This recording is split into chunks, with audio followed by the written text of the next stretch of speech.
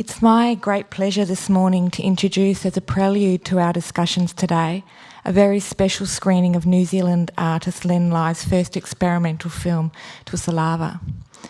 Created in 1929, this seminal 10-minute work was inspired by motifs drawn from reproductions of Aboriginal art and introduces an interest in composing with motion that we see developed in Lai's later kinetic work, as is just outside in the foyer. The very first screening of Tusalava was accompanied by a piano score by Australian composer and friend of Lai's, Jack Ellett, which was subsequently destroyed by Lai and lost to history. In 2014, Auckland City Council's Gunggari Arts Centre screened the film accompanied by 3 new responses by Pacific composers as part of its Nia exhibition. This exhibition was one of the first to develop a localised response to Lai's practice, seeking a more nuanced appreciation of the role of Lai's homeland and connections to the Pacific in his interest in composing with motion. I'd like to acknowledge these performances and the curators of Nia, James Pinker and Paul Brubble, as we engage with the response to the film from Queensland today. QAGOMA is also extremely appreciative of the ongoing support of the Len Lai Foundation and the Govert Brewster Gallery in the representation of Lai within APT8. And I'd like to acknowledge the director of Govert Brewster, Simon Rees, who's in the audience today. This morning we're very fortunate to be joined by Yamani, a group of Aboriginal women from across Queensland who have developed a vocal response to the film and its use of Aboriginal motifs.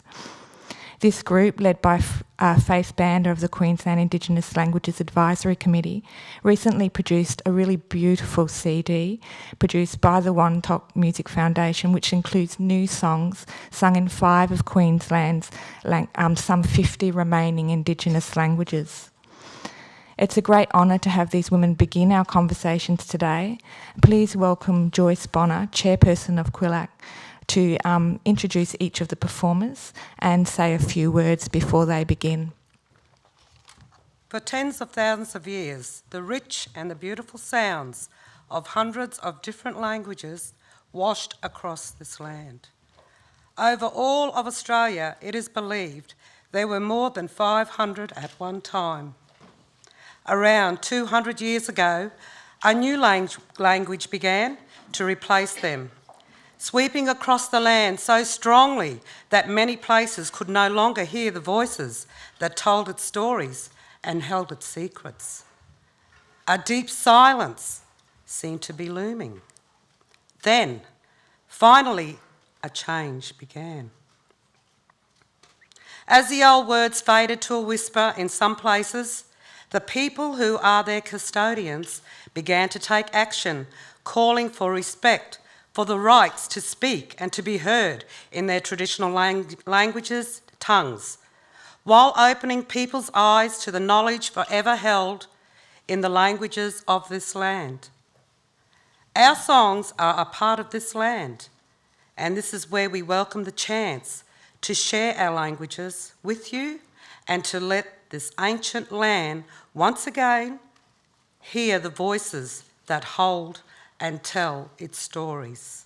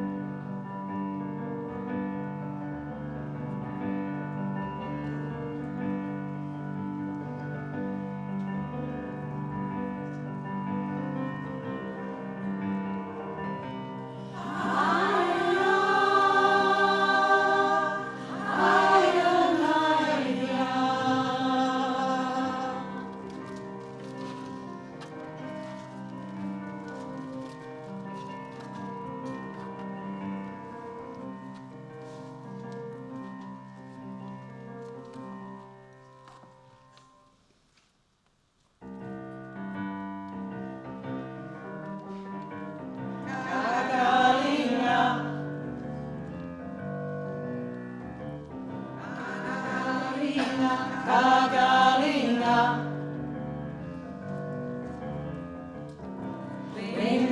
Winjagawalu, Winjagawalu, Kagalinga, Kurukun Mainani,